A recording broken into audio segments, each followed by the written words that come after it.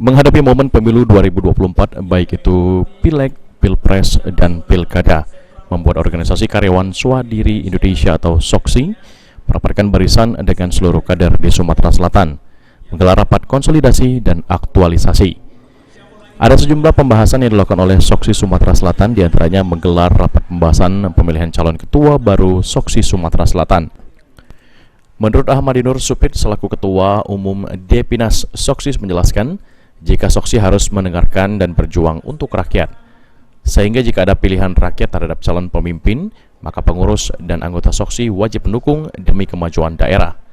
Keinginan ke rakyat harus SOKSI berjuang untuk itu. Kan paling penting kalau yang dicintai rakyat itu yang terpilih.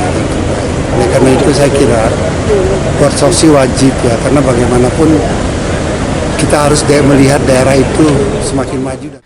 Sementara itu, calon ketua Depidar SOKSI Sumatera Selatan, M. Nasir mengungkapkan, jika SOKSI mempunyai peran untuk meningkatkan suara di Partai Golkar, karena SOKSI merupakan salah satu ormas yang mendirikan Partai Golkar.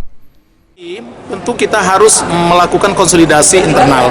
SOKSI berperan untuk meningkatkan suara di Partai Golkar, dan mereka punya kader-kader yang diletakkan di tingkat DPP Partai Golkar, di DPD 1 Partai Golkar, DPD 2 Partai Golkar, mungkin sampai di tingkat kecamatan.